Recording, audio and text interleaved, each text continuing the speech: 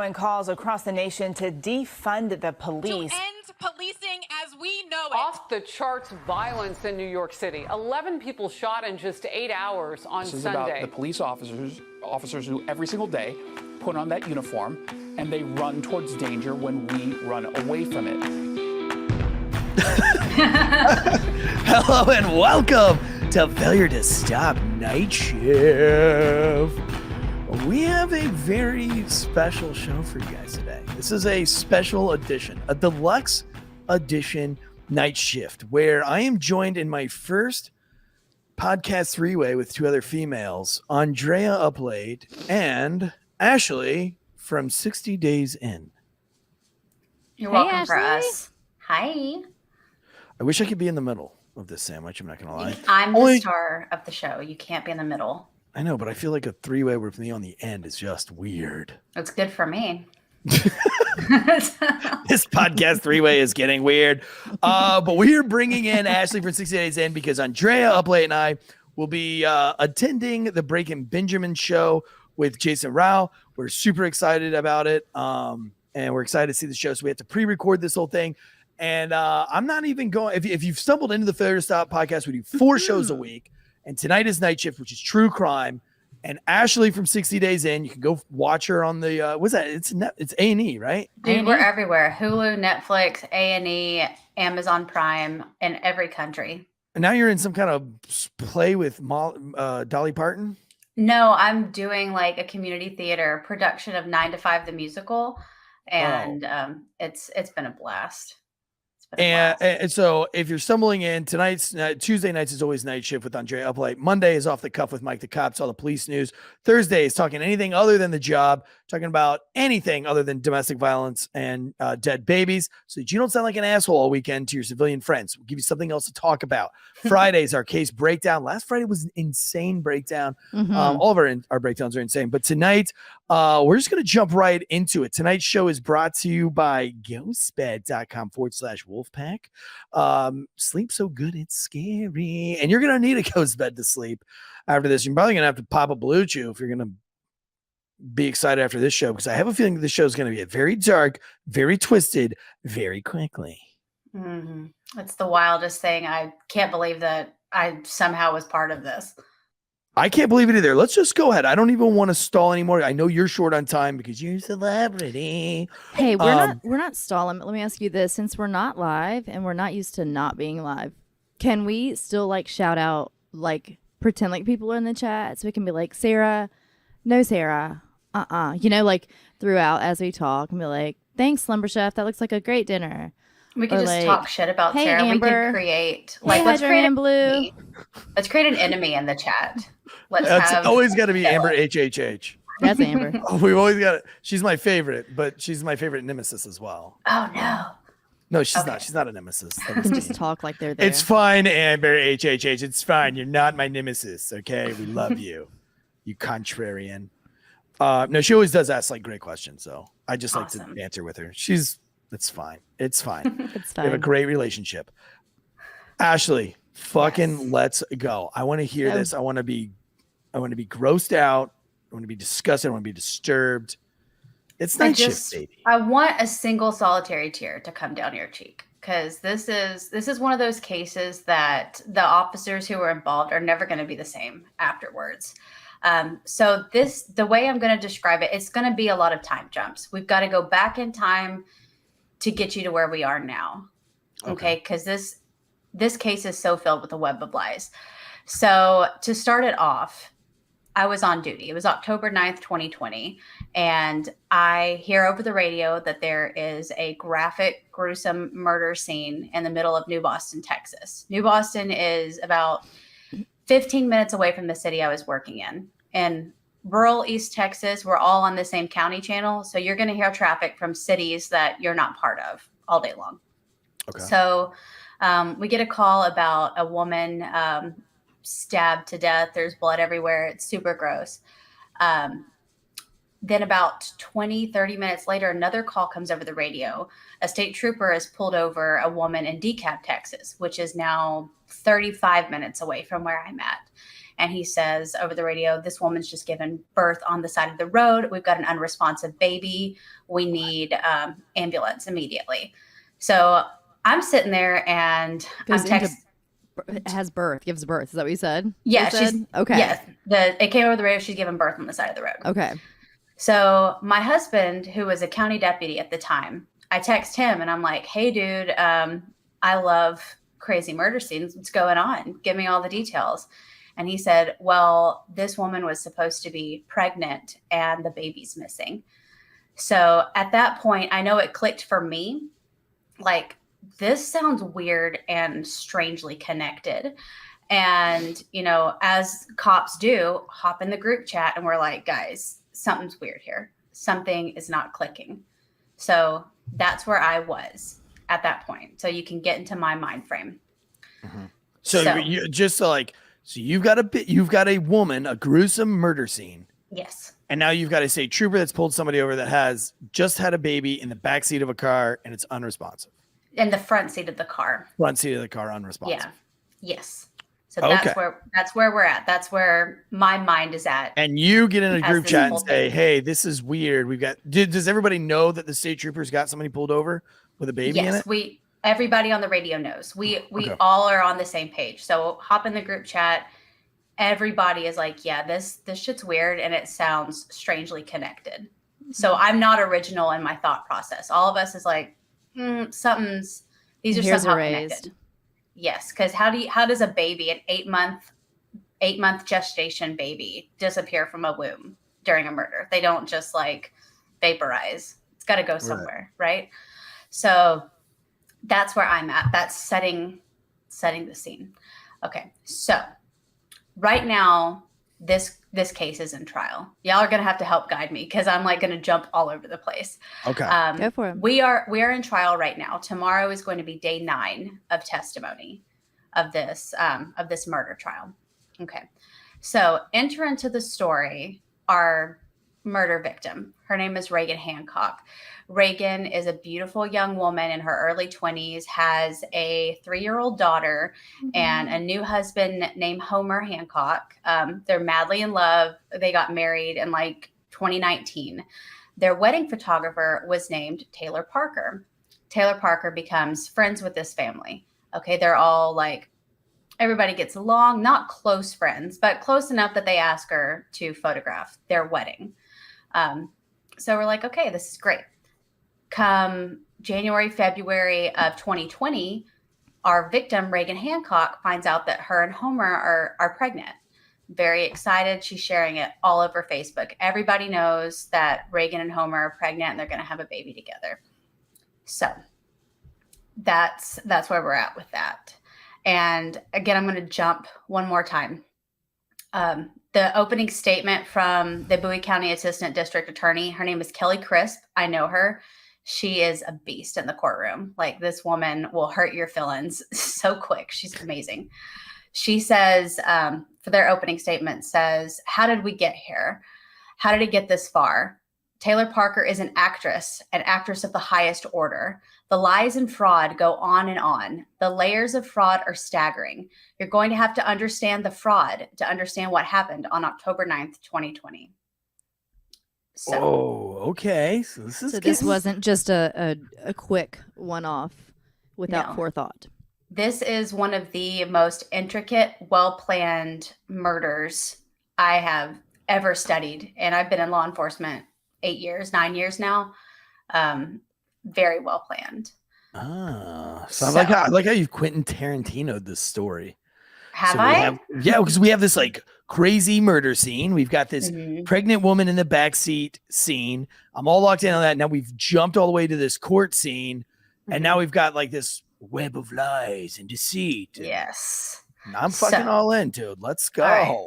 So now that you guys know where we're going, we have to take it all the way back to 2013. This is where this all begins in 2013 when the suspect, Taylor Parker, is in high school. So As a high school student, Taylor Parker loved to tell lies, loved to create drama that surrounded only her so she could have all the attention on her. So while she was in high school, she faked a pregnancy, faked a miscarriage, was one of those girls who, if you had something going on, she had something crazier going on. All right. So you break your toe, Taylor Parker's broken her leg. Oh, poor Taylor. It's constant. Do we know at this point, Ashley, if and maybe not, but is like school counseling or any other resources, do they have her on their radar at this point? Because these aren't just, she's not just kind of a troublemaker or, telling lies. If she's faking miscarriages and pregnancies and things like this at that kind of an age, right? We already know we got something going on. From what I understand, everybody just kind of wrote her off as a liar. They're like, this girl's nuts. She's a liar, whatever. Okay. So she lies all through high school, graduates high school, gets married, okay, has a baby. So she's got one baby from her first marriage, gets divorced, marries again, gets pregnant, has a second baby. And all this is happening. This is like in 2 years.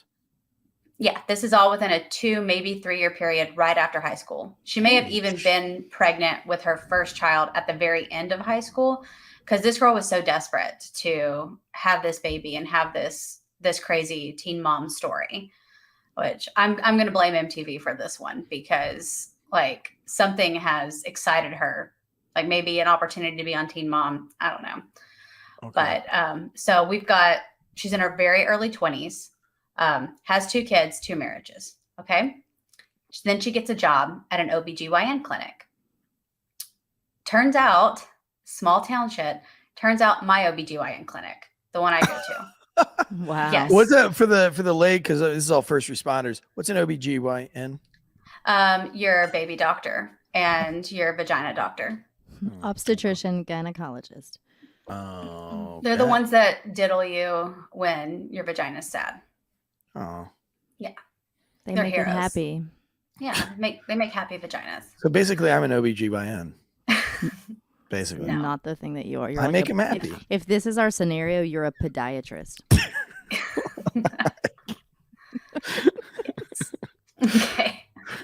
Okay.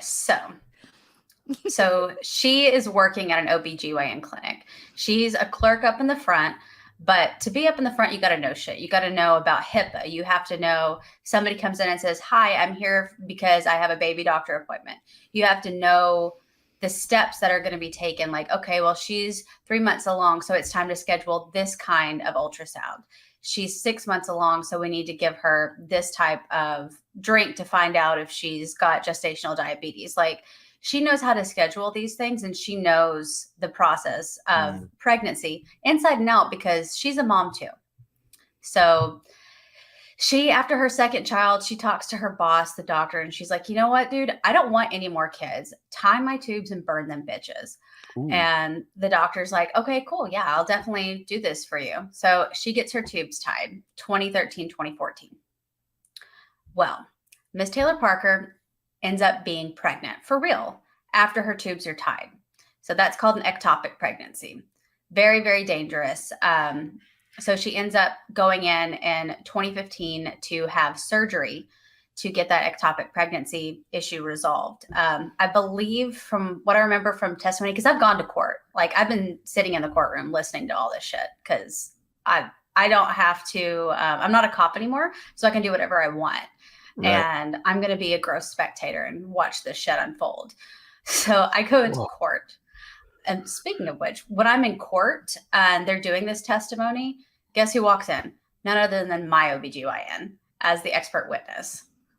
We lock eyes in the courtroom. You like call him out? You're like, I didn't see my vagina. He's made it. He's made it happy when it was sad. Made it happy. Well, they entered him in as an expert witness, and I'm like, hey, my doctor's an expert. This is awesome. Yeah, hey. Good choices for me. Yes. So he goes in, does a complete hysterectomy, removes the cervix, the uterus, and one of the ovaries, but leaves one ovary. That way it still is able to emit estrogen. Because if he'd removed both, it would send her into early menopause in her early 20s and cause health issues in the future. For anyone So- who doesn't know, with the ectopic pregnancy, it's just whenever the fertilized egg implants anywhere outside of the uterus. And so that's why Ashley was saying it's very dangerous. You have to take care of this. There's no other place in the body, no other anatomy, obviously, that's going to carry the baby. Usually that's the fallopian tube where it winds up, and that's not strong enough. And mom and baby's lives can be compromised. So that's probably why such an extreme measure was taken on his part. In terms of the surgery, it sounds like, I don't know if they caught it a little bit late, because that does seem kind of a bit like he took a lot, but yep. So just kind of catching y'all up there. Yeah, thanks. So she's like, she has no womb at all. Okay. No way to have a baby, doesn't want any more babies, because remember, she volunteered to get her tubes tied. She voluntarily went above and beyond. I would call it above and beyond to prevent pregnancy. Instead of just birth control, she's like, tie them bitches. We're done. Yeah. Okay. So 2015, 2016, she leaves the OBGYN clinic, doesn't want to work there anymore. So she starts taking pictures. She starts being a mediocre photographer. And at some point within the next 4 to 5 years, meets Reagan Hancock, our victim. They become friends on Facebook, very casual, like, hey, we've got mutual friends. We grew up in the same community. Let's just be friends on Facebook. And fair warning, just because you have mutual friends with somebody doesn't mean that they're your actual friend. Doesn't I mean should you know go them. without saying. So she, they became friends. She's like, hey, dude, can you photograph my wedding? And Taylor's like, yeah, dude, I got you. Photographs a beautiful wedding, the wedding pictures. I hope to God that when the husband looks back on these wedding pictures, they're not tainted for him, because the pictures are absolutely beautiful. And you can see how happy. You can see how happy Homer and Reagan are in these photos. I just don't know if I could get past it. I don't think I could. I think part of me would want to burn them, but like that's your wedding day. Like that's all you have left of your wife. But I mean, he's got to have other pictures. I don't know. I know. Ugh. Yeah, it's wild. So, victim Taylor Parker meets a boyfriend named Wade Griffin. Wade Griffin, she's like obsessed with him. This is all happening end of 2019. This is when Reagan and Homer get married. Taylor meets Wade Griffin. She tells Wade, hey, I'm super rich. I have millions and millions of old oil money locked in a trust fund that I'm currently in a legal battle with my mother for. She's like, I've got all this money. Let's buy 1,500 acres here in the county in pecan tree forests, and we can create a pecan business. And it's going to be wonderful. I'm going to give you everything you wanted. And Wade is a good old country boy. He's like, hell yeah, 1,500 acres. I can go hunt hogs, hunt deer. I can sell pecans. Everything's going to be great. He's all in. But then Wade Griffin's brother and his wife get pregnant. So from what the mother says, Wade Griffin's mother, sounds like Taylor got a little bit jealous. So Taylor decides to tell Wade that she's pregnant. Remember, Taylor has no uterus. Okay, one ovary. Tells Wade she's pregnant. So let me. Well, no, like in Wade's defense, I wouldn't fucking know. Like, I don't know the anatomy of a woman that well. Yeah. I would just be like, oh yeah, man, miracle baby. Yeah. So looking at court testimony, Angela Pate of Sims, Texas. Sims is also part of this little community. Met Parker in 2019 while Griffin was working with her husband. Pate testified to the court that Taylor Parker feared that Wade Griffin was going to leave her. She says she was obsessed with Wade, and you could tell he didn't feel the same way. She was trying to buy him. When she was with him, she would totally glow and light up a whole room. He was everything to her, and she would do anything for him. So These are also, keep in mind, I'm not trying to interrupt you, but on a side note, these are all very extreme behaviors, right? Consistently extreme behaviors. So if we had her in high school faking miscarriages and pregnancies, and then she winds up having the pregnancies that she always wanted, and then she took, you made even a point on it, and a tubal ligation to have her tubes tied, especially at that young of an age, that is an extreme measure. So you can look at it as positive or negative, but that's not that's not a normal grab. That's kind of if a woman had just had a C-section and while they're in there, they tie the tubes, it's not such a big deal. Outside of that, it's more of a procedure, right? This is absolutely a surgery. And so we're looking at an extreme measure from early teenage years throughout. She has the babies, and now, so to say that she's fixated on him and she just loves him so much, right? We can all see through this is not love. We're looking at some sort of a psychosis. Like she's not been mentally ill, and it looks like it's only getting worse. And it always begs the question, where are the parents? What are the parents like in this situation? Right, and that's why I even spoke up to ask about the counselors in school. Like, does anyone have this child on her radar at any point coming up? You know, no, but if I had to give her a mental diagnosis, and know that I'm not a professional, but I am a grad student in clinical mental health counseling.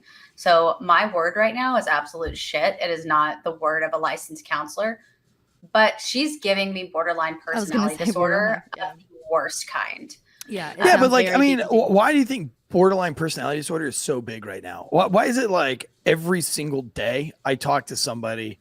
I'm serious, dude. Every day I meet somebody that has a borderline personality disorder and unless they're misdiagnosed. That's borderline is not to be borderline's not to be confused with a lot of other. If somebody's saying that, oh, I have anxiety and borderline, like usually people aren't walking around saying I have borderline personality disorder. That comes out in much more extreme measures, and it can.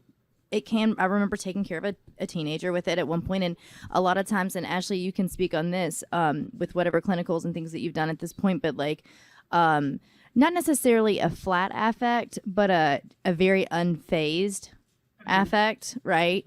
And then these very extreme, I say very extreme, that might be a little much compared to some of the other mental disorders, but you see the lying is extreme and borderline. It's extreme for people outside of the person's own mind. In their own mind, exactly. It's their truth. And it kind of flirts with the idea of schizophrenia a little bit. It's not It can voices. be confused. Yeah, it's not voices inside your head. It's your own specific lies that you've created, that you believe. And then when it comes time to get caught up, you have to figure out a way to continue that lie, because the anxiety that you would feel of getting caught in the lie overwhelms any reasonable thought. And if you have a personality disorder, you don't realize it. So anyone with an actual personality disorder, you can't tell them that they have it. You can tell them, they can't fathom that that's true. Oh, she's been getting told that for the past 2 weeks. She knows now at this point. She's got to know that. Well, she might have been getting told, right? But like in their own head, they can't align that with their own reality, that anything is them. Yeah, it's wild. And I mean, everybody knew that she was nuts. Everybody knew that these lies were continuous and they were extreme. And the fact that they began during her teenage years, when she was at development during adolescence, this is another thing that makes me believe that this is borderline personality disorder, is at the time when the extreme lies begin to emerge. Yeah. So there were a lot of friends and family have come and testified. So all of this information is quickly coming out, but it's coming out in clusters. Like one of the things that one of the friends said, she says that Taylor Parker told this friend, Angela, that Taylor Parker's mother was angry that the fake oil money, because remember she said she was an heiress to oil, was going to Parker and put a hit out on her with the Mexican mafia. Angela said that Griffin would not leave Taylor Parker after the news came out about the supposed hit. Okay. So keep in mind, if you're Wade Griffin, you start dating this girl at the end of 2019, and then it's bam, bam, bam. I'm an heiress. There's a hit on me for the Mexican mafia. I have millions of dollars, but don't worry, babe, because I'm going to buy you 1,500 acres of good old country boy land, and I'm going to take care of you once this shit's settled. That's what I used to tell guys at the bar. And they still wouldn't take her home. It's a great pickup line. Can you imagine? She's like, I can get you $1,500. Maybe I should have gone with like peaches or something, right? No. What was that? Nah, it's not I said maybe I should have gone with peaches or something. Peaches would be good. I would marry you for 1,500 acres of peaches. Let's do it. Can that shit and turn it into I'm in it. peach moonshine and everything. Okay, so Angela Pate testified that Taylor Parker was very convincing about all of this and would show text messages that were allegedly from law enforcement regarding the investigation of the Mexican Mafia hit. So Wade Griffin told Angela Pate's husband that he felt he couldn't leave her with everything that was going on with Taylor's mom, and that they were allowing Taylor and Wade to hide out at their house, and that she would come in the morning to their house and stay until Wade got off because there were undercover officers that were watching her. Now, what she's done here is she's got like a spoof phone app where you can create fake numbers. She's created 15, I believe the final total was 15 different people who were part of this law enforcement ring protecting this oil heiress. Wow. So, I mean, she invested all of her time into these lies. One of the lies, I can't find exactly where it was, but one of the things that I had heard about was the Mexican Mafia came by and shot at her house, and that law enforcement was texting her like, you did the right thing. You stayed where you're supposed to go. We were watching the whole time. They tried to kick in your door, but we got them. Like, just wild shit. Like, Gosh, dude, she's just like making these stories up in her brain or something. yes, and they sound wild, but then she's like, no, dude, here's the text message. I've got it right here. I've got it right here. I've got that burner phone. Dude, instead of Yes. doing that, she should just like, if you got a personality book? disorder and write a fucking book. Like if you got a personality disorder and you're coming up with these grandiose bullshit scenarios, just sit down and start writing. Write a book. Can you imagine owning a like a publishing firm and you only cater to, like, you could solve so many world To problems. borderline Like, personality disorder yeah, clients. if you have borderline personality disorder, come to our ranch.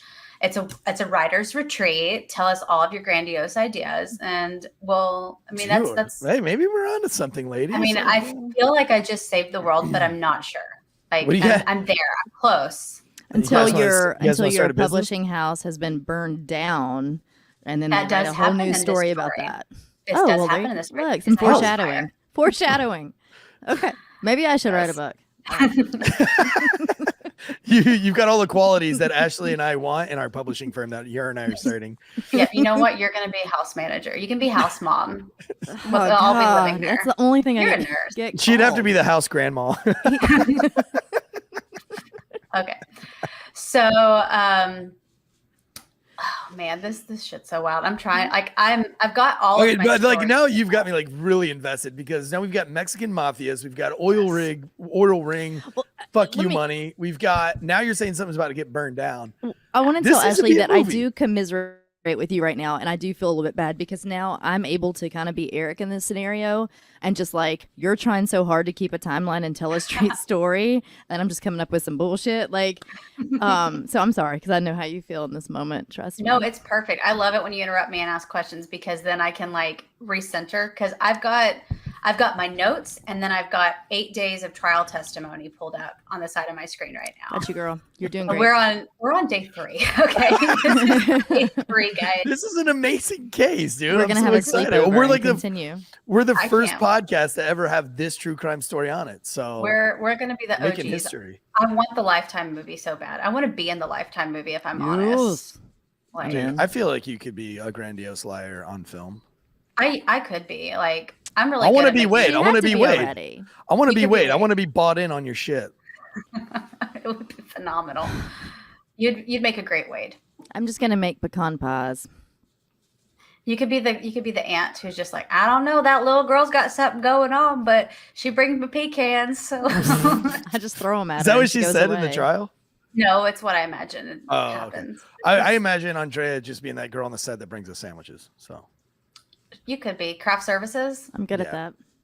Okay, so here we are. We're at where did we leave off at? I don't know. We left off Mexican Mafia. Mexican hit. Mafia, and then she's Oh, the burner phone with the police, the fake. right. The police are like all in on this lie. Yes. Fake So police. during testimony, Kelly Crisp, who is my hero, asks this witness who's testifying about all this shit about the Mexican Mafia, asks her, like, can Taylor be normal? If things are going her way, she can make decisions to be normal. And this woman says yes. and that she knows right from wrong. And she Okay. says, Taylor is not crazy. She is as normal as me and you. Okay, so this is somebody different. This is Deanna Parker. Deanna Parker is the mother to Taylor Parker's second husband, Hunter Parker. So the reason she's saying that she doesn't believe that Taylor's crazy is because while they were living there, they would just be women together, cook meals and shop and hang out and just be mother-in-law and daughter-in-law, and that everything was normal and fine. But that Taylor had told him she'd gone to nursing school. Turns out she never finished nursing school, but she did not see any progressive decline in Taylor's behavior. And that lying was part of her normal behavior. And that they just kind of accepted it. They're like, all right, she's crazy, but our son loves her and I want a relationship with my son. So I'm just going to act like. Yeah, we had a guy that I deployed with a long time ago who was just just such a bad liar. And that's all he would do. He would just constantly lie. He was like, yeah, when we were in Iraq, and we were like, dude, we already know that you've never been to Iraq. Like we've already, like he had shoulder surgery, but he would tell people that he got shot in the shoulder. Like we lived together. Like he served with us. And we'd be out at the bar and he would be telling somebody that he got shot in the shoulder and show him the scars and like all this stuff. And we're like, bro, we're all right here. Right. Like knowing that we know that didn't fucking happen. Like, that we know that didn't fucking happen. Yeah. I deployed to Kuwait. I was at Arif John and we had people come back and claim that they had PTSD from Arif John. And I'm like, I totally get it. There were days that the swimming pool wasn't open. It was hard times, It's sometimes hard to file that paper in that manila envelope. Some people disgust me. Speaking of people disgust me, Taylor Parker, this girl. So we know all about the issues with the ranch. I'm looking at this right now. She's created a character called Uncle Butch. Okay. Oh, I'm sorry. What? This Uncle is who I Butch. want to be in the Lifetime movie. Okay, that's done. All right. So Uncle Butch starts texting her. Okay. Uncle Butch is trying to help her get the money away from out of this legal battle between her and her mom. So Uncle Butch texts her and is like, yeah, we're trying to do whatever we can to help your mom out and get your mom taken care of. Fast forward, she ends up telling people that her mother has been arrested for these Mexican mafia hits and ultimately commits suicide in jail. Her mother is still very much alive. Oh. Okay. So moving on, we've got pretend dead mom now. Okay. So we move on to day 4 of the trial where we talk a little bit more about the spoof phones. So now we got to jump back to 2011 with her first husband, Way Casey. So Taylor is known by a different name, Taylor Way Casey at this point, back in 2011 to 2018. Okay. This guy knows all about Taylor's lies. And he's like, yeah, I divorced her, want nothing to do with her. But shit's weird. Let me text her new boyfriend and tell him that she's crazy. So people start to let new boyfriend Wade Griffin know, hey, the girl you're dating is a liar and she's crazy.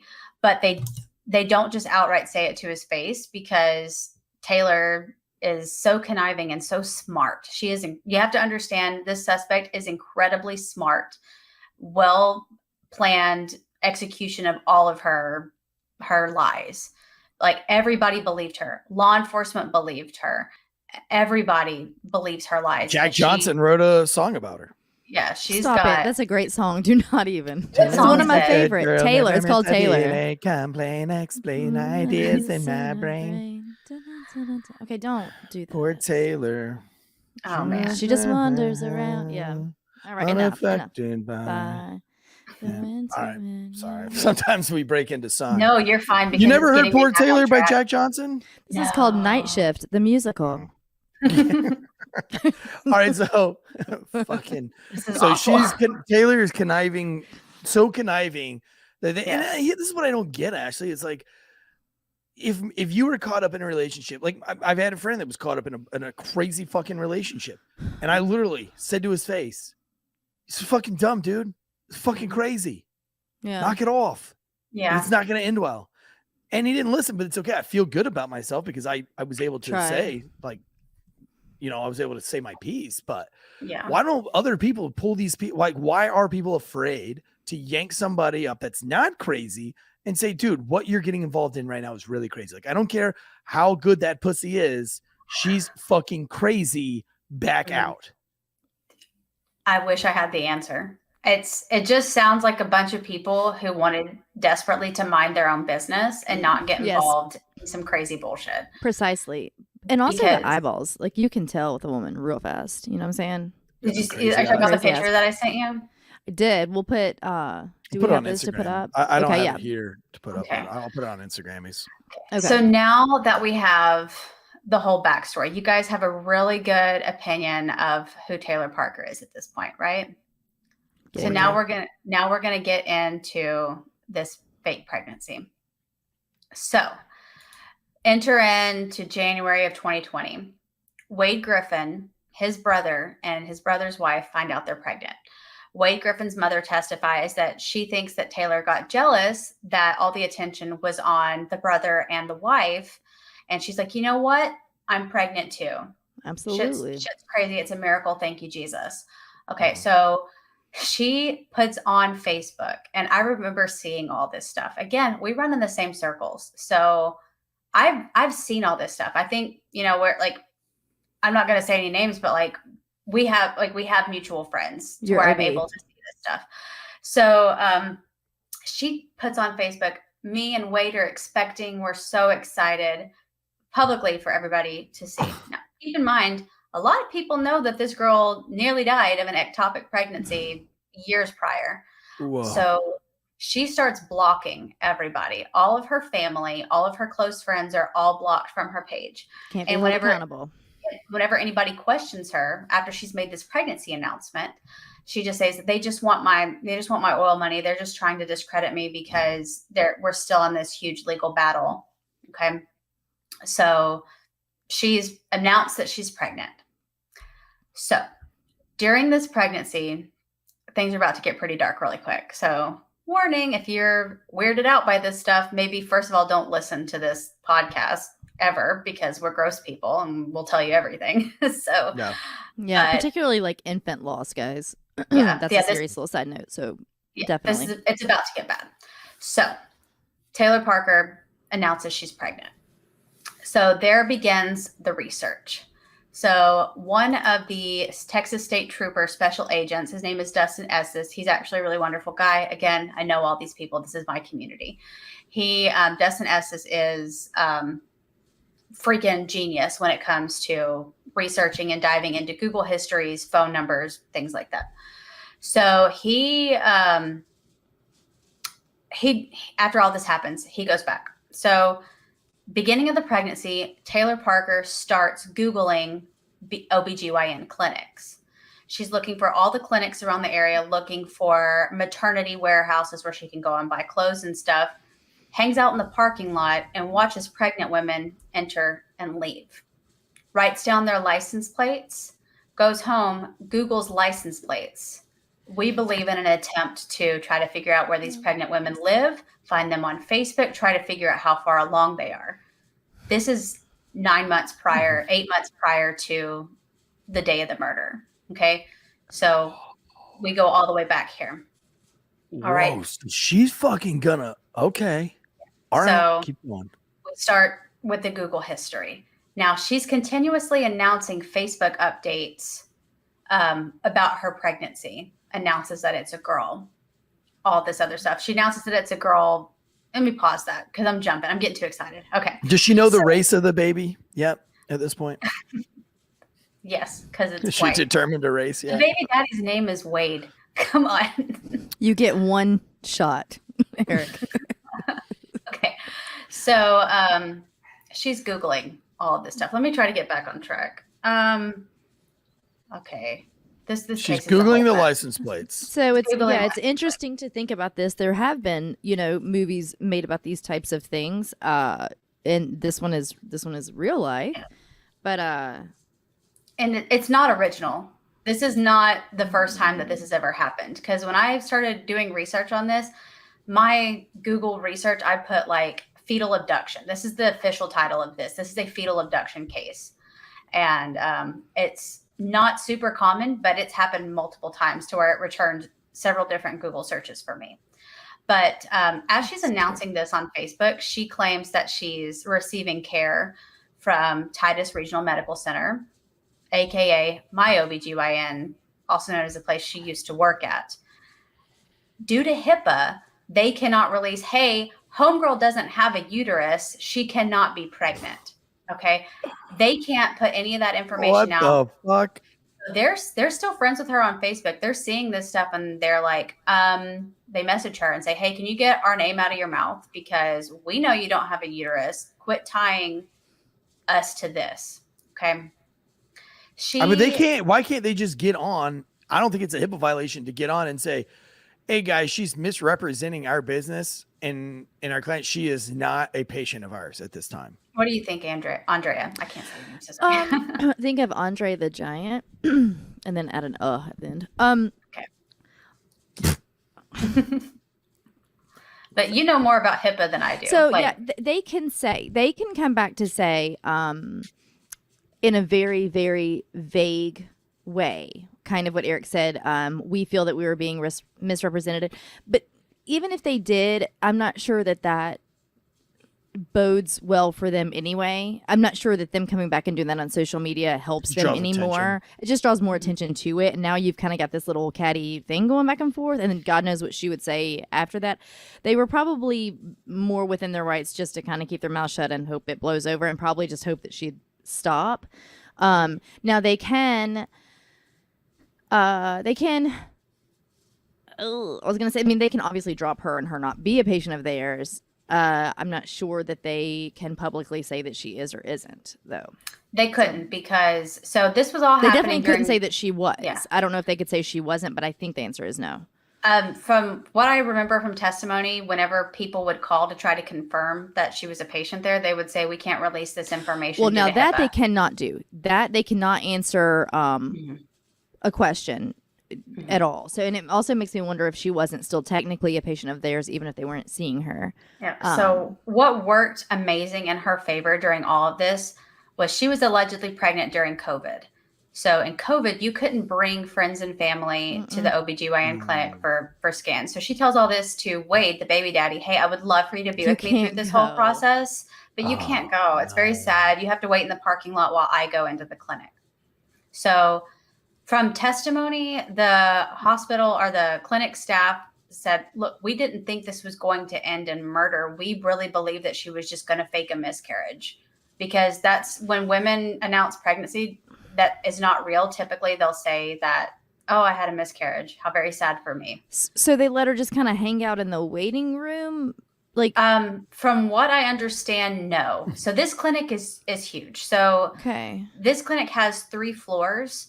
And like the bottom floor is like I think it's like a physical therapy center. And there's a lobby. And then like, it's probably like a women's spa there too. Like I know that the women's center that we used to go to, like the first floor was, like you said, it was like some kind of like physical therapy or something, like, I don't know. But the second floor was like a women's health spa. No, this definitely isn't a spa. And then the top floor was where the OBGYN, like the doctors, and you're like, where you could like get the ultrasound for your baby. They have a suite there. So like it's like a multi-service medical facility. Sure. And so the OBGYN clinic is on the 2nd or 3rd floor. I'm walking through it. Like you get off the elevator, you turn to the right. And so she could get lost in the shuffle. She could be there and they don't know that she's nobody would sitting know. there. Nobody. That's like the women's center that we went to was the same way. Like I said, especially they're all wearing masks. So it's also true. Yes. So they're all wearing masks. I believe at one point she did go into the clinic and asked for all of her medical records and told them she no longer wanted to be a patient there. Either they had dropped her and said, come get your medical records, or she withdrew her own medical records and said, like, I don't want to be with you guys anymore. And the clinic, the clerk at the front was like, dude, like, I've been knowing you. You can't be pregnant. She's like, well, it's another ectopic pregnancy and it's very dangerous and it's in my abdomen. Like, so random baby is just growing in the abdomen. Let me make it very, very clear that that is physically impossible. That's not a thing that. Yeah, with an attitude like that, it's impossible. Well, I mean, you can do all things through Christ, yes. However, this is just going to not be one of those things. It can't. I will say that the fertilized egg can travel in some wazoo places. But my point to this is, okay, so if she's saying this to the person who works there, who knows her kind of personally, Yes, the person who works there, whether or not they're supposed to, can easily look up her records and verify that very quickly. You know what I'm saying? Like, yeah, it's got no path because she could say, well, she could say it's in her ankle, and it doesn't matter. Like, this chick could like look it up, you know? Yeah. So when I was in court watching this shit go down, his name's Christopher Mason. His name's out there for the public. So Dr. Mason's up there, and the defense is like, but could she have been pregnant? Could this have been like a miracle abdominal pregnancy? And Dr. Mason's like, no, you have to have an egg travel down the fallopian tube. She has no womb. Like she doesn't have a path for the egg to go through. It can't. She has the one exit. uterus, right? Like, and we're done. Like the one uterus. There's no. There's no backup uterus. Yeah. You're done. So he's like, no. There's like 100% chance that she's not pregnant. It's not happening. So she withdraws her medical records and goes about her business. Goes to fakeababy.com. See if they can sponsor Failure to Stop. It's a thing, by the way, Eric. That is an actual. Fakeababy.com. You can buy prosthetic bellies. Are you Googling it right now? Yes. Yeah, go to fakeababy.com. That's where she ordered her fake baby. And she made fake ultrasounds. She used her ultrasounds from her first 2 pregnancies and photoshopped them to change the dates and change her name. Because first pregnancy, she was Taylor Way Casey. Now she's Taylor Parker. Okay, so she's got like. Oh my God. Yes. Listen to this. Be blessed. Listen to the fake ultrasound on sale right now. A 3-strip, $14.99. Singles at only $9.95. I could get on pregnancy Facebook test. right. I was gonna say I could get on Facebook right now and get a fake pregnancy test. One that you can hell? actually pee on, and it will give you the 2 lines regardless. Fake pregnant belly and fake bump. Those are on sale right now. There's a huge sale across the site right now. Probably because they're probably really popular because of the trial right now. And there's a Christmas sale. What in Christmas the sale? actual fuck? Why? Why do they do this? I guess one, it says right here. It's a market, dude. It's a market. Yeah, it's like why would you best not? gag ever. Prank your friend. Like, how far are you going to go with this pranking this It's not a gag? gag. It's my April first Fool's thought would classic be looking 3D fake ultrasound sonograms. well, April $12.99. Fool's, even though I think it's a terrible joke, but unless a woman is desperately clearly again. This is mentally unstable, but trying to keep some sort of relationship going and using that as I don't know. What about the babies you sent me the other day though, Eric? Oh yeah. I did. There was I don't. No, we don't even need to talk about it. There's well, actually, we can talk about it because you're into that kind of stuff. They now make infant mock-ups. You know, like what a baby looks like in your stomach. Oh, the butthole babies. Yes, and you can put a baby in your butthole, but it's like packaged and marketed as like carry on that special feeling of having a baby inside of you forever and always with the new fetal butt plug. So I'm like cooking Andrea dinner the other night, and it was actually a 3-pack, and they were all different sizes and different colors. Is what you? Why sent did me. you not bring them for show and tell? Like I want to No, see. no, not the product. He sent me like the order form, like the where I can go online and get them. Okay, but could you order one just so I wanted you to hold it up next to your face so I can see like what kind of size. I'm are we not talking holding a about baby here? butt plug next to my face. Okay, I need you to do it for me though. Like this is for science, and I need you to get on board as a professional. As a professional, I need It to know. speaks highly to both of our professions. We're doing a stellar job here. I gotta know how big it is because There were 3 different sizes. It was a small, medium. I'm not joking. Yeah, no, I'll They had put them that like on. spooned in the like boop boop boop. Yep. Oh gosh. So this girl gets on. Guess which one was the biggest? Go ahead. I'm sorry. Which one was the biggest? Which one was the biggest? Definitely not the Asian one. Go just keep. I don't. Keep I need to going, be in the role of Tansey. telling the story because I don't do good doing this. I can't stop.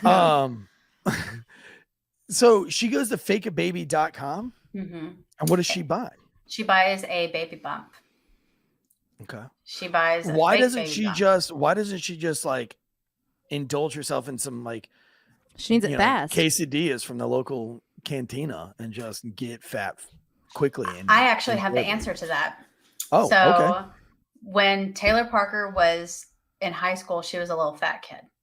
Like, so she was fat, lost a shit ton of weight, was actually looking really good. Like, Okay. as far as mugshots go, compared to like pictures of her from high school that I've seen, like she does look better. Like she's On a lost- scale of 1 to Casey Anthony, what do you give her? Casey Anthony being the hottest, of course. Well, she's gained probably close to 100 pounds since she's been arrested. So pre-arrest Taylor, I would probably put her like maybe at Charlize Theron playing Eileen Wuornos. Okay. Like we're right there. I feel like So that's a solid 3.5. Kind of hot. Like you can see like, hey, that's Potential. Charlize Theron under there. But you've got crazy eyes, and I'm not really feeling it. So she's like definitely a Kentucky 7.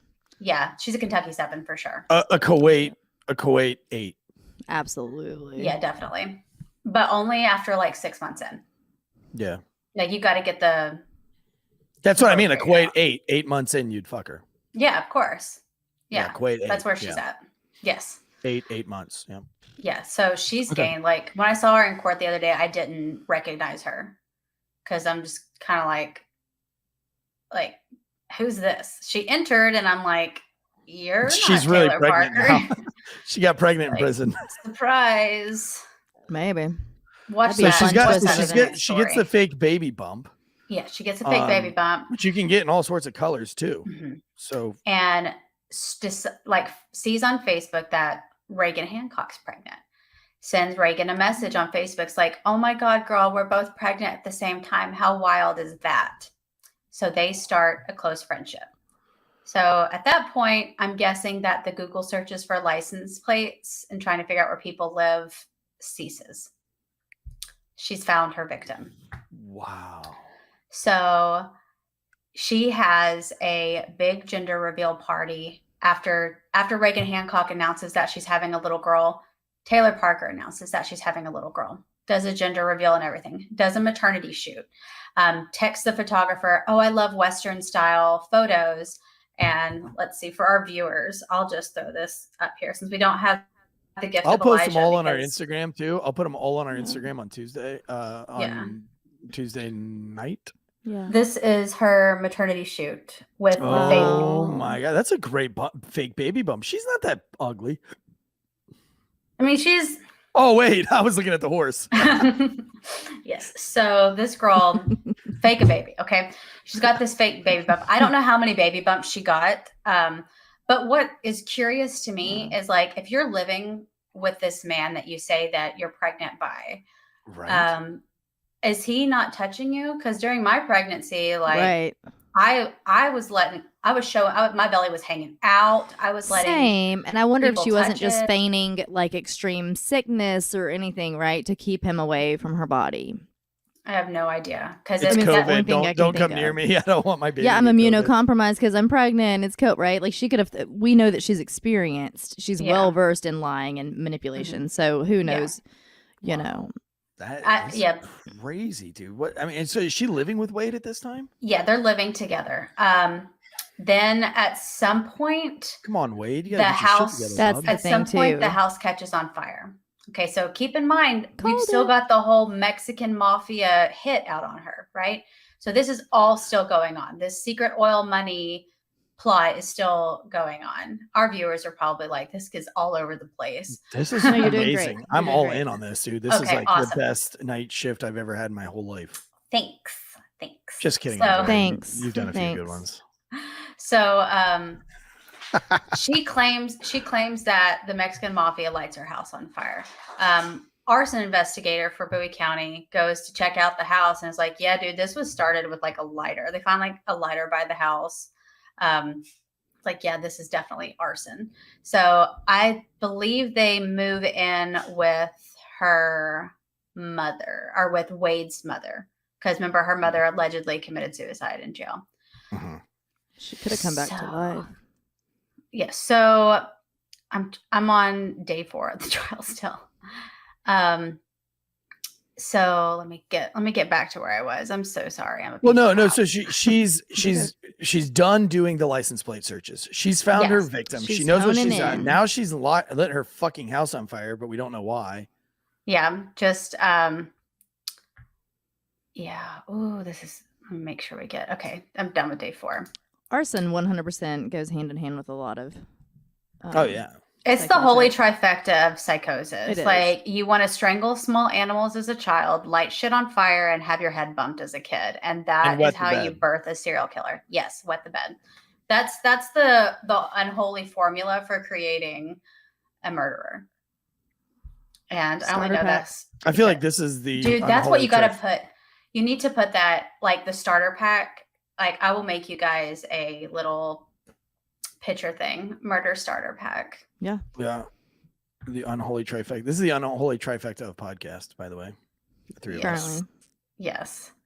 So the mom of Wade Griffith says she started seeing red flags immediately in this relationship. So she says that imagine that. Let's see. She says that Wade asked her if a pregnancy would look differently on someone who had a tummy tuck, because Taylor had a tummy tuck after she lost all her weight.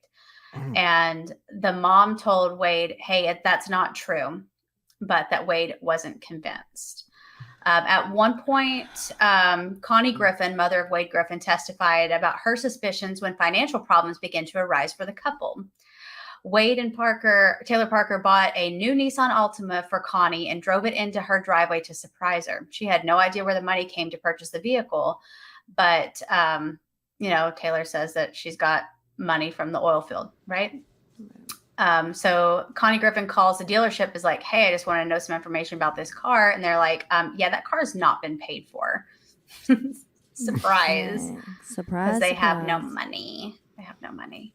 So it does sound like Wade, I don't feel like he's the sharpest tool in the shed here, but it sounds like there's something he's suppressing questions that he has. Because if he comes out to ask his mother, hey, would it look this way on someone with a tummy tuck, right? Like he's having questions. Like maybe she's poking her belly, like maybe she's like pushing her belly out when she shows him. The point is, like, you wouldn't, if that's your person and whatever, you're not going to be like, hey mom, does this sound right? So I think that he is starting to question things. He's probably suppressing a lot of his questions. He'd rather keep his rose-colored glasses on. As he's questioning this stuff, he calls the Mount Pleasant clinic, the OBGYN clinic, and asks, he asks if he can have some information on Taylor Parker's pregnancy because he's the father of the child. One of the employees who ended up taking the stand says that she testified that Wade Griffith called the clinic a couple of times, but no one could give him any information. Taylor Parker had made it very clear that none of her information was allowed to go out. So for those that don't know, when you go to the clinic and you can fill out forms like who is allowed to receive information on you. Like for me, I would put in my husband's information, because anything you're going to tell me, if you can't get a hold of me, call him. If there's something going on with the baby, call my husband. Well, she made it to where nobody could receive her information, and they have to honor that regardless. So the hospital is starting to get really suspicious because we've had a gender reveal, and it seems like she's going through with this. So the hospital alerts Texarkana or the clinic alerts Texarkana Hospital, Mount Pleasant Hospital, all the hospitals in the area. Hey, there might be a woman show up to try to take a baby from the nursery. Shit. So they still don't think that this is going to be murder. They're starting to get suspicious that she's going to walk into the hospital and steal a baby that's been properly birthed and cared for. Dude, what's the problem? Just like snatch it. Like, just call this bitch out. Send cops over there and be like, look, we know what you're doing, and you're lying, and you're full of shit. And They you think you're going to steal a baby. You're A fucking crime out of your mind. hasn't taken hasn't place. occurred. It's not. Doesn't It's have not to. a Like crime. I don't need a crime to occur for me But to it- pull up next to a so prostitute here's and say, what- I know what you're doing, and you're not going to do it tonight while I'm working. But listen, because Get off of under the law corner. enforcement, you can say I have I have enough reason of suspicion, right? I have enough X, Y, and Z to either make moves, make charges, issue a search warrant, do whatever. As a hospital, they can say they can't do a lot out of. Sometimes they can, if they feel like she's going to harm herself or others, they can make an emergency call to psych. They can't commit her involuntarily. She is an adult. So all they can do, and they have to have good reason, or have it on authority, or she has proclaimed to them herself that she wants to harm someone else or herself. Outside of that, there's literally nothing. They can't be like, well, we think she might do this. I would just call her on They the can't- phone. Just as the manager of the hospital, I call on the phone. Be like, look, I don't know To what you're end, thinking, though? but- So what do you think? She's this crazy already. If they think she's going to walk into a nursery on an L&D floor and take a baby, what's a phone call going to do if you call her? And it goes. Well, I think sometimes she'd be like, well, I can't go steal a baby from there because they just called I me. think the most important part out of all of this information is that not even in their wildest dreams did they think she would rip a baby from a womb. They thought it was just going to be like fetal kidnapping. So that's where this is going, right? Yeah. So now we're leading up. We're getting towards the end of pregnancy. So we go back to Trooper Estes and his extensive search of Google history and things like that. So we already have established that we have a victim in mind. It's going to be Reagan Hancock. And Taylor Parker is deep in this lie. She's got people blocked. She's claiming she's pregnant. She's had a maternity shoot. She's gone and had a maternity shoot, ordered a fake baby bump. She's receiving gifts from gender reveal parties and baby showers. And Wade is like, look, dude, I'm on board. You say that you're pregnant with my child. I don't have any reason not to believe you. Okay. Because she's got the text messages to back everything up. She's got emails to back everything up, ultrasounds. Like you call Taylor Parker out on a lie. She's got a bigger lie and fake proof to back that up. So God bless. Crazy. her friendship with Reagan Hancock continues. They're messaging each other. They're actually hanging out, spending time together. So Taylor Parker starts Googling how to adopt a newborn baby. Starts off gently, right? Then after that really doesn't yield anything for her to be able to get results, she starts to Google how to perform a C-section.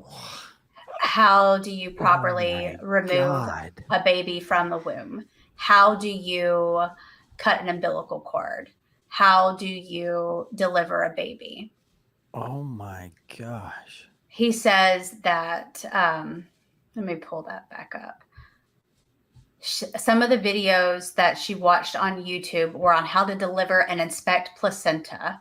Parker's Google activity between October 7th and 9th, October 9th, 2020 is the day of the murder, included a search for Reagan Hancock's address on Austin Street in New Boston, Texas. So she had never been to Reagan's house. Now we get up to, I feel like we're at the point where we can get to the day before the murder. Okay. The day before the murder, remember, she didn't know where Reagan lived. She was having to Google where Reagan lived. Yeah. Apparently, she didn't get that information because she messages Reagan on Facebook and says, hey, I've got a pregnancy gift for you. Can I come over and give it to you? What's your address? So she goes over to Reagan's house. Reagan is 8 months pregnant, has a 3-year-old daughter and a husband. They're all at the house together. Taylor's got her fake belly on and gives Reagan a gift. She's like, this is a gift for your baby. They leave. Okay, now we're at the day of the murder. This is where shit gets nuts. And this is the next So, day. This is the morning of October 9th, 2020. 9th. Yes, so October 9th, 2020. Neighbors see the garage door open at the house and their new puppy. This is the Hancock's garage door open and their new puppy running around the street. And they're like, this is weird. Let me call Reagan and let her know her dog's out. Tries to call Reagan. Reagan doesn't answer. So they call the husband, Homer. It's like, hey, Homer, your garage door's up and your puppy's out. We snatched your puppy up, threw it in the backyard. But you may want to check on your wife. I don't know what's going on. Homer calls Reagan's mother and says, hey, can you go by the house and check on Reagan? She's not answering my calls. Homer's repeatedly calling Reagan, and he's headed back from Texarkana to New Boston, which is 15, 20 minutes away. The mother sees a garage door up, sees the door from the living room to the garage door cracked open, and sees blood on the floor of the garage and in the driveway. Oh, God, I hate that it was her mom. She's pit in her stomach, opens up the door, and sees the most horrendous crime scene that I have ever seen, because I've seen the photos. So you have to understand that pregnant women have more blood in their body than the average human. At least about 50% more volume than you have when you're not pregnant. Yes. So like a lot more. wow. A horrendous amount of blood, and it's everywhere. Reagan was stabbed, I don't know how many times, but she was stabbed with a scalpel. Oh, So that's very painful. important to know. And apparently she put up a hell of a fight, because there were all kinds of defensive wounds. So and those defensive wounds, I mean, a scalpel, like once it touches skin, it just layers Slices, it yeah. open. Just yeah. all Well, the keep in mind, fats she coming also, out. when we talked about this, and we talked about the runner Elijah Fletcher and him trying to get her in the van, and I was saying at the time, I guarantee you that woman put up a hell of a fight. Not only is Reagan here pregnant with her second child, but she has a toddler to think of, and if you don't think for a minute, that's what's in her head the whole time, right? The toddler is in the house. Oh no. So the mother, before she got to the house, the mother actually went to the daycare, because mothers know. We just know. Parents, fathers too. Parents, we just know when something's not right. So she went to the daycare to see if, I think the baby's name is Kinley, the 3-year-old. Is Kinley here? And they're like, no, she was never checked in this morning. That's red flag number one. She gets to the house, sees the blood, finds her daughter covered in blood on the floor, immediately exits the house, calls 911 hysterical. My baby's been murdered. My baby's been murdered. Oh God, she's pregnant. She's pregnant. The baby, where's my 3-year-old granddaughter? Calls her husband. Husband shows up. Husband goes in the house and is sick. Oh comes, God, comes I out, can't comes out of the fucking house. imagine. Yeah, like I want to cry, because this is like, this is my hometown. These are my people, and it's just, this shit does not happen in small town East Texas. It doesn't happen here. So husband exits the house, and he's like, I can't see my stepdaughter like that. Luckily, the husband had a friend with him, and the friend's like, I will go in the house and I will see if the 3-year-old's there. See, the grandparents couldn't bear the thought of finding the 3-year-old dead. They couldn't stomach it, so they were scared. You have to understand, you can't fault them for not wanting to go all the way inside the house, because they're scared. You don't want to see that. Yeah. So the friend goes into the house, goes to the back bedroom, finds the 3-year-old girl perfectly fine. She's alive. She's hiding. He wraps her up in a blanket, covers her head. But I wonder why she was hiding. She probably heard her mom screaming. Well, I'm saying, I don't know. I wonder what she stumbled upon before she was. I hope and pray to God that this baby has no recollection. Yeah, I hope it just stayed in that fucking room and never came out. Yeah, so I'm praying she never sees this. Man, this is terrible. He covers her up with a blanket, gets her out of the house. As soon as he gets the 3-year-old out of the house, paramedics and police arrive. So the mother tells them, my daughter is pregnant. Can the baby be saved? They roll. So Reagan's found face down on the ground in a pool of her blood. They roll her over, and they're like, there's no baby in here, but she's disemboweled.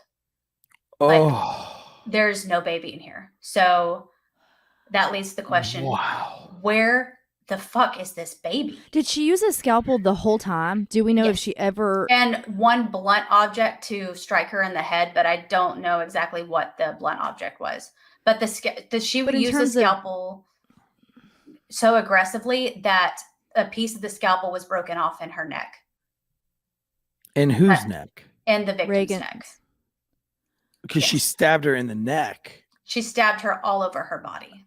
In the back. So how does she get the baby out? Scalpel the baby out? Yeah. Yeah, she uses a scalpel. She'd studied C-sections. Yeah, I know. I got it. Yeah. She obviously sucked at it, though. Yeah. Well, it's hard to give a C-section when somebody's fighting for their life. Fighting Well, for their there life. comes the blunt object to the head. Probably she finally had Yeah. to get her knocked out. My Yeah. God. So we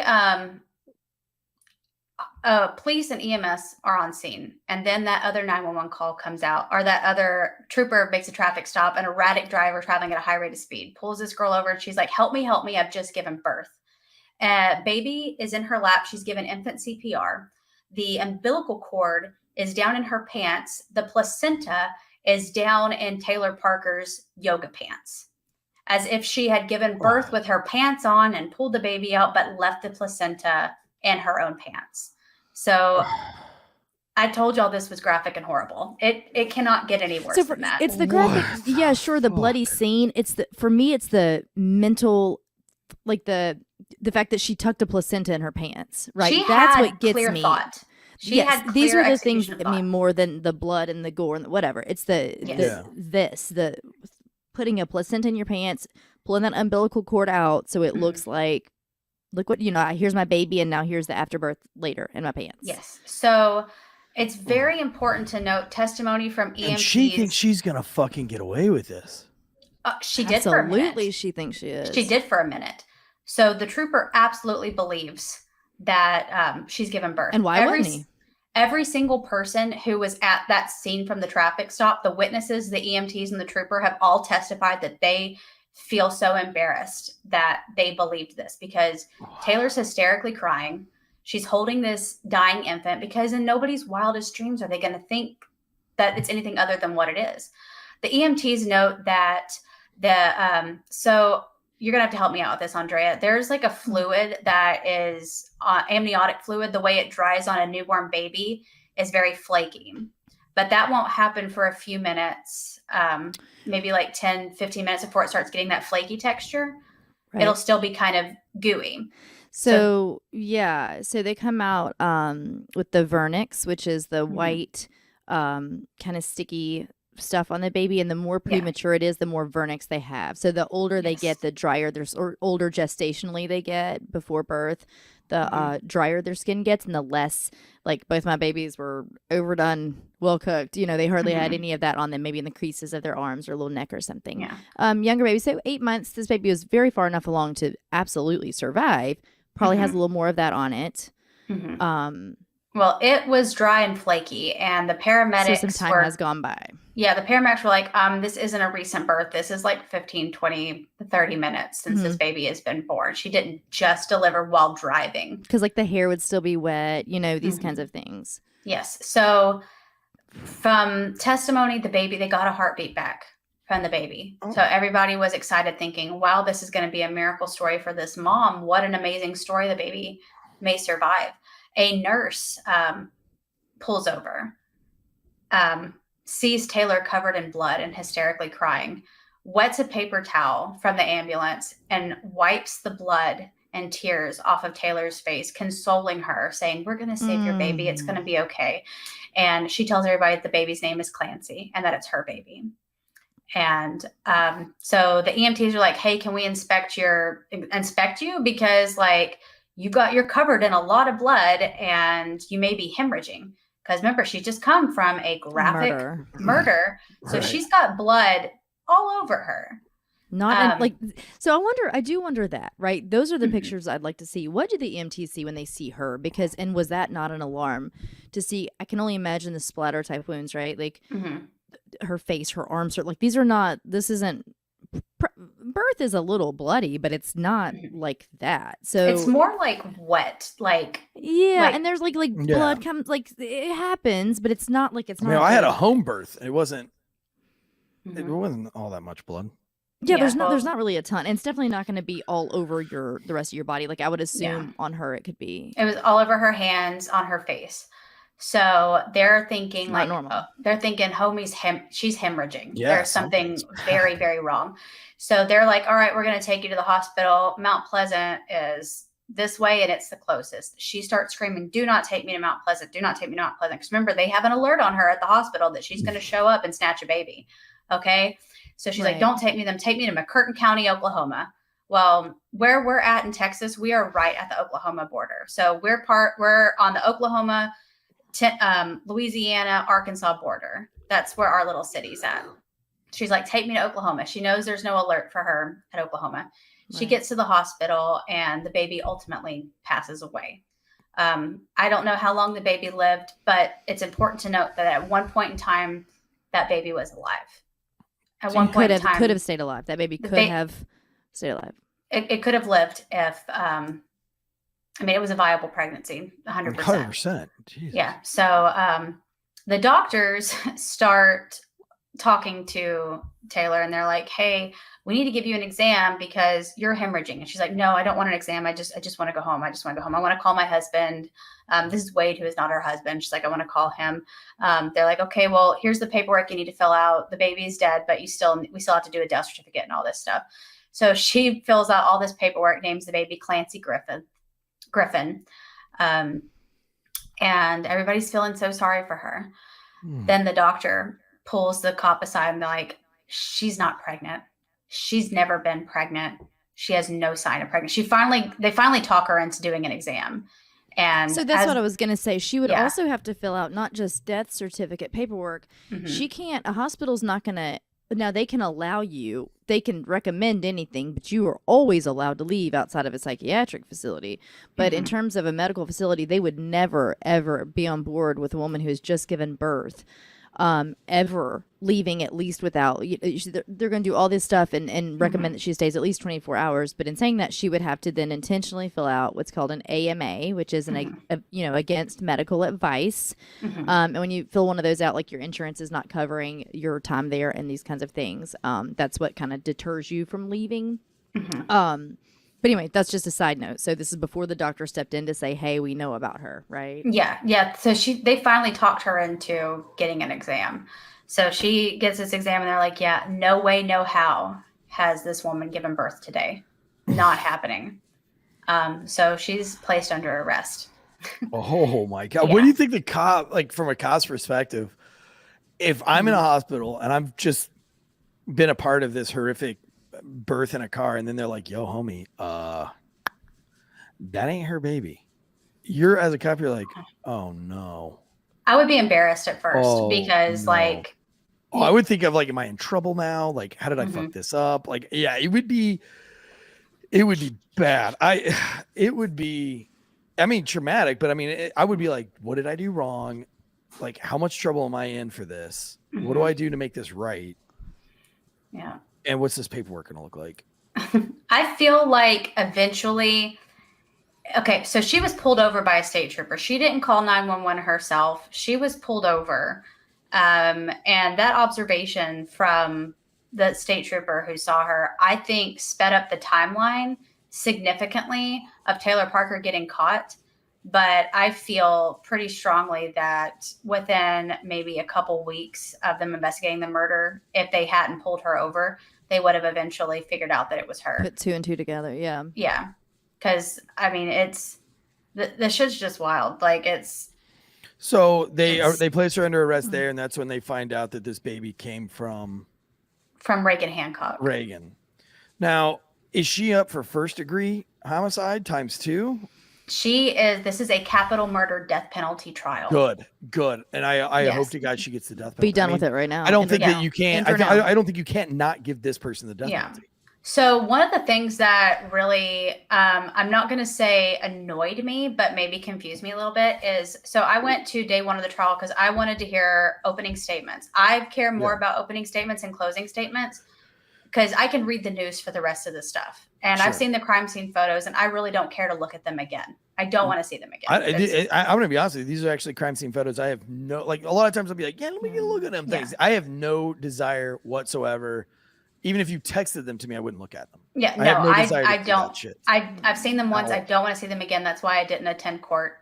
I can read all this stuff. So after the prosecution's opening statement, which was a powerful opening statement, there's not a dry eye in the spectator section. The defense gets up there and they're like, we just want you guys to remember the law and really pay attention to what the law says about this stuff. Okay, thanks. Bye. Swear to God. So to me, I feel like the defense is putting on a dismissal of capital murder and is going to try to drop it down to regular first-degree murder. Are they not going to try to claim like psych shit and things like that? They haven't presented that at all in cross-examination. Not once have they presented a psych case. I think they're going to save that because I feel like they've already decided that. So we're in guilt or innocence right now. In the next 2 or 3 weeks, we're going to go to punishment, and that'll be life or death. So I think they're saving all their psych stuff for punishment. Because right now, I think they've given up, and they're like, she's going to be found guilty. The evidence is too overwhelming. Yeah, not a shot. Mm-hmm. Yeah, and I mean, defense that they. Now, where do you go? Where's the dad at now? Is he in the courtroom? I mean, I couldn't be that. I couldn't go to that trial. I don't think he's not testified without murdering that bitch. So they invoked the rule. So for those who don't know, who are not familiar with the court, the rule is if you are asked to testify in a case, you are not allowed to sit in the courtroom and observe until you have testified, and then you are ultimately dismissed by both defense and prosecution. You have to be dismissed by both. So are you talking about the dad of Reagan Hancock's husband? Yeah. Wade. Let me look at. No, I'm sorry. I'm sorry. Is Wade there? Is Wade there? Wade is there. Homer testified on day What's 8. Wade doing? If I'm Wade, I'm getting as far away from this fucking bitch as I possibly can. Wade's called to testify. What happens to her in trial? Huh? I don't know. He hasn't testified yet. I think they're going to save him for punishment. You talking about Wade? Yeah, Wade. I think they're. Why is he at the courtroom then? So because he's a witness. Away. He's a witness. He doesn't have a choice. So he's in a separate. He's been subpoenaed. Yeah, he's been subpoenaed. Because the defense every once in a while tries to drop little sprinkles of like maybe Wade was involved. It is very, very clear that Wade is a victim in this as well.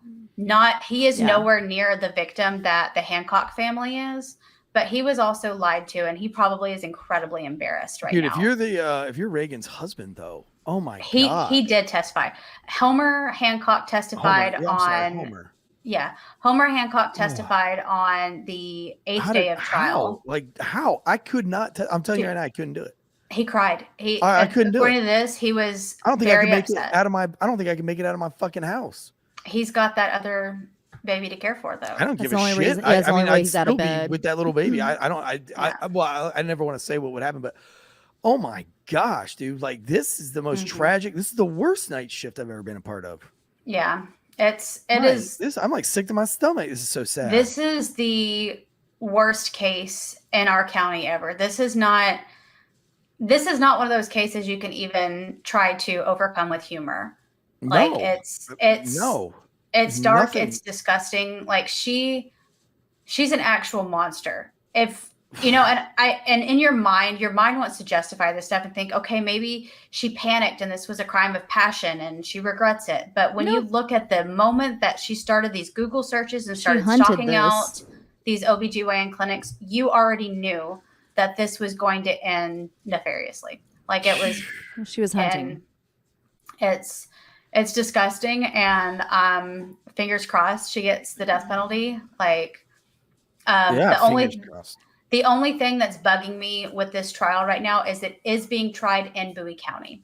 So I feel like the defense is just going to allow the guilty verdict to happen, allow the death penalty verdict to happen, and then they're going to start appeals and try to claim mistrial and try to claim that, so she needs an out of county trial with the different jury. Dude, I think you give this bitch. I'd say you give this bitch a trial wherever the fuck she wants it, because ain't not a jury in the world. And especially we're in not Texas. Want this bitch to be fucking fried. And that's what I was gonna say. Put it Send her wherever you anywhere. want. You're in Texas. Put her wherever you want.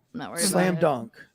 Yeah, she will. I don't see this ending any other way other than death penalty, conviction, and multiple appeals, and then ultimately 25 years from now, after we've spent millions of dollars on her care and well-being, she'll get the needle. If she doesn't kill herself. I think she's going to kill herself in prison. Yeah. Or somebody in prison. I mean, now you've been to jail. You spent 60 days in there. What do the jail women, do they hunt this kind of girl? So that's a really good question. It's something I was thinking about. We had or is she just women, such a good liar that she'll lie her way out of all of it? I think she'll lie her way out of it. I think she'll blame Wade in prison to protect herself. I think she'll blame anybody but take responsibility, because we had multiple women that we were in jail with who had murdered their children. There were 3 that I remember off the top of my head. One of them lived next door to me in the cell next to me. And these women would tell us that it was a stillbirth, or it was an accident, or They're somebody keeping on probably with else the did same it. story they had in the hospital. Yeah, same story. Like, it's somebody rolled over on my baby while we were sleeping, and I'm like, that's not how that works, because they don't know I'm a cop at this point. So I'm just like not believing their shit.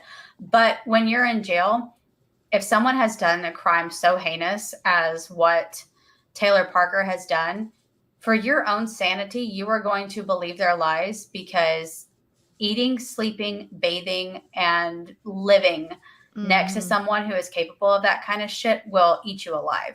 So Yeah, she's it's going to fucking get attacked. It's going to happen. She's going to get her ass beat once or twice, but then the story of her lies is going to get spread around until somebody is able to get access to a family member on the outside, because they will call their friends and family on the outside and be like, hey, send me the information about this case, because I feel like this bitch is lying. They have nothing but time, and they use family members on the outside to do this. Now, do you think they do some like prison justice on her? Oh yeah. When I find out. It's a possibility, but then again, she's an excellent liar. And So I think that, wouldn't you venture to say that she'd probably find at least two, I would say at least 2 women who will be her confidants, and that regardless of the truth, regardless of if they even find out for sure that what she did was what she did, they'd be there with her. if she's At allowed least to a be couple. around other inmates, because remember, she'll be going into the prison system as a death row inmate, and they're That's true. treated separately than everyone else. Like, I don't even think they don't get to go to general population. Well, but even like, do they intermingle at all with other prisoners? Like, even in the cafeteria and the From what I yard. remember about so I don't exactly know which prison she's going to go to, because if you're a death row inmate in Texas and you're a male, you'll go to Huntsville. And I know exactly what that prison looks like, because I've watched every documentary ever about it. And you can like talk to people through your cell doors, and you'll maybe have rec at similar times, but you'll be like in your own lane. Like, you Okay. won't be physically near like a anyone. dog run kind of. Yeah, I can see her manipulating a stupid guard and maybe like having like a sexual relationship with a guard in the future. Like, I wouldn't put that past her at all. That seems very plausible to Well, me. because the manipulation game is so strong. Here we are. She's already Yes. fooled how many people? So it doesn't. I mean, somebody's going to succumb to that. Yeah, she's fooled an entire community, and the whole thing is just makes me sick. I'm interested to see where the trial is going to go this week, because we've just now introduced the crime scene to the jury. We've introduced the body cam footage of the trooper pulling her over, and have got to the point where they've connected the dots. So these are all state's witnesses, so I don't know what kind of witnesses the defense is going to pull out of their ass, but I feel like an asshole for like titling this, because when I was titling it, I was going up with all these like, Salacious things, but and you were kind of like, well, I mean, I don't want to clickbait this one, blah blah blah, and I was kind of like you're in showbiz, you know how we have to sell a show, we have to, and now now that we've gotten through the totality of it, I'm like, oh my god, I now know exactly why she didn't. This is the most terrible, the most horrifying case I've ever fucking heard. And those poor jurors who had to unwittingly see the, you know what I'm saying? Like, I think that for between you guys and myself, between law enforcement or medical stuff, like, you've seen things that you're happy that people you love haven't seen. So for this one to be so heinous, and for them to just unsuspectingly have to view these things that they can't walk away from. I wish that there's some crime scenes that you just you want to protect the world from, and you're like, I don't want anybody to see this. And part of me is like, I really wish that they wouldn't have introduced the crime scene photos and the body cam footage to the court, but I'm glad they did, because they need to understand how dangerous of a person Taylor Parker is. Yeah. She seems unsuspecting. You see her out in the wild. She seems unsuspecting. By all accounts, everybody says she's friendly and she's nice. And she came to the murder victim's house the night before to give her a present. God. Who's going to suspect someone like that? What are you going to do when that person knocks on your door the next morning? Are you going to open the door and invite them in? Of course you are. Yeah. This is a friend. This is a friend. Well, Ashley, we know that you got a stage production that you got to get ready for, and I'm sure you've got to get your mind off of this and get it right. Yeah. Thank you for your time today. And, this is where can everybody find you on social media? Yeah. Go to IG. I am Ashley_the_officer.